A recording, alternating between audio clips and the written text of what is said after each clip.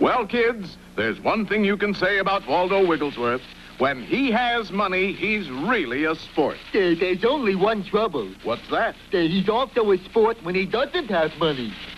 Uncle Waldo, that's our last dollar you're lighting your cigar with. Well, what else can you do with a measly dollar these days? We could use it to pay some of our bills. Hoppity, we have more bills than 2 sessions of Congress. One measly buck isn't going to help. Look, here's a notice from the mortgage company. If we don't pay them $100 by tomorrow night, they'll evict us right out of our truck. Well, there's only one way out. Of course, we skip town. No. We change our name? Nope. We starve? No, sir. We've got to go to work. Bite your tongue, Hoppity Hooper. But we gotta do something. Oh, very well, but it does go against the grain. Hand me that newspaper, Fern Doc. Fillmore. Aha! Here is just the position. Ditch diggers wanted. Hard work, low pay, $10 a ton. Bring your own shovel. That's the job you're gonna take? No, that's the job you're going to take.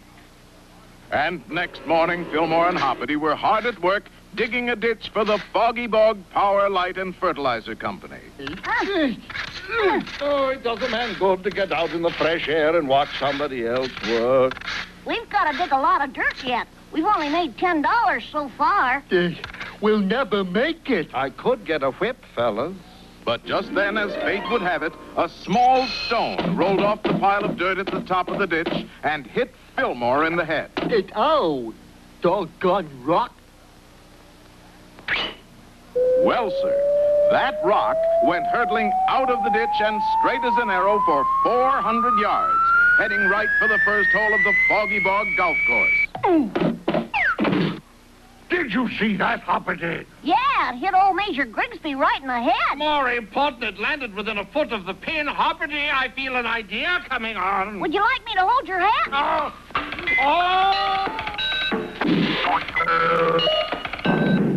I've got it! Well, what's the idea? You're the idea, Fremont.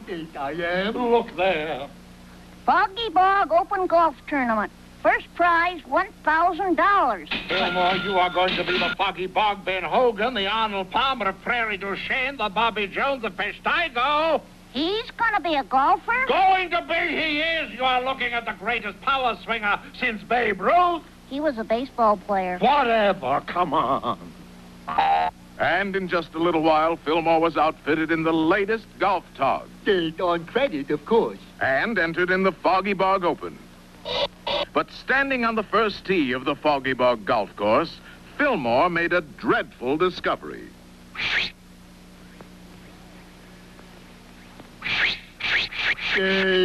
I can't hit the ball. You've got to, or we lose our happy home. This club is too small. Come on, Fillmore, back to the ditch.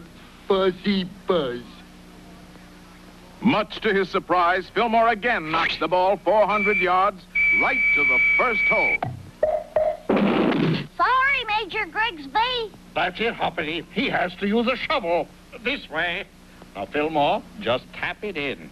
Can I move the ball 1 club length away from Major Grigsby? Play it as it lies. It's okay. Saint Aunt Agnes, what happened? That's your power swinger, Uncle Waldo. The only thing he can do is hit the ball 400 yards. And in front of all them spectators, too. Spectators nothing, Fillmore. Those are creditors. Creditors? You've heard of Arnold's Army? Yeah. That is Fillmore's 5th column. And Fillmore's 5th column moved forward menacingly, waving their subpoenas, court orders, and eviction notices. Well, Our friends have landed in a sandy bunker. Can they blast out of it? Don't miss our next episode, Divot Diggers or The Wearing of the Green. And you can see it later in the show, so stay tuned. Well, Waldo Wigglesworth thought he was pulling a fast one when he entered Fillmore Bear in the Foggy Bog Open Golf Tournament. To be sure, using a shovel instead of a club, Fillmore was able to drive the ball a long way. 400 yards straight as an arrow. But when it came to putting, that was another story. No, it's the same story. 400 yards straight as an arrow. I don't know my own strength.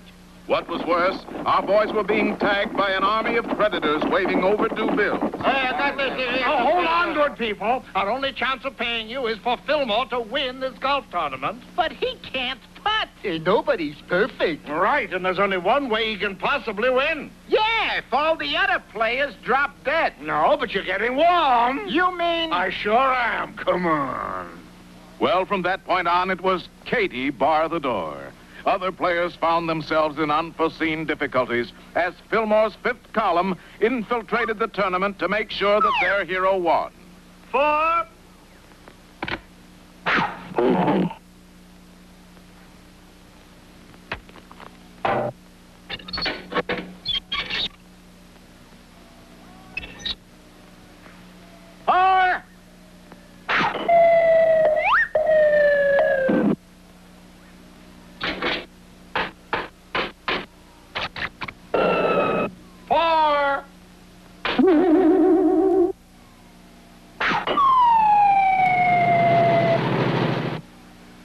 On the other hand, Fillmore's fifth column had to make sure that he never had to hit anything except a long ball.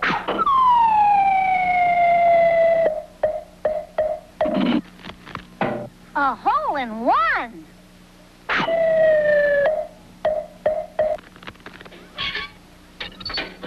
Another hole in one.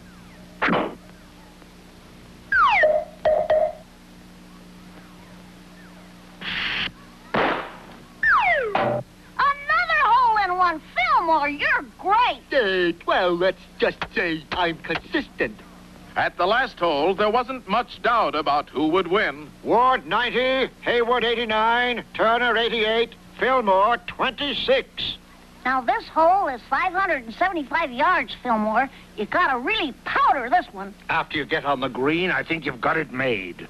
That was true, for Fillmore's fifth column had dug the last green into the shape of a huge funnel. Just one more, Fillmore. Swing your hardest. And Fillmore did. He swung so hard that he spun all the way around, and around, and around, and around. 41, 42, 43, Stop, Fillmore. 58, 59, 60. When Fillmore finally ran down, he had run up a score of 152 and lost the tournament. And my balance, too. This, of course, enraged Fillmore's disappointed supporters, and they started for him with intent to do him bodily harm. Not at all. We just want to give him a little present. Yeah, a necktie. Come on, Senator, come on. Now, hold it, good people, hold it. Here's your money. We can pay all of you what we owe you. What? What's that? Uncle Waldo, you're rich.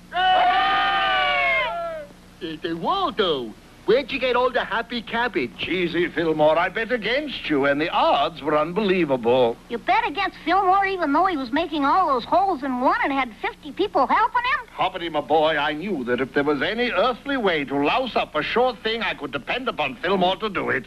Gee, Waldo, that's very touching. It's nice to have friends who trust you. Well, old buddy, I always say, when it comes to the least, you're the most. Thanks. What do you always say, Hoppity? I always say, isn't this a living in? Well, as a matter of fact, it is. But be with us next time when we tee off for another of the adventures of Hoppity Hooper.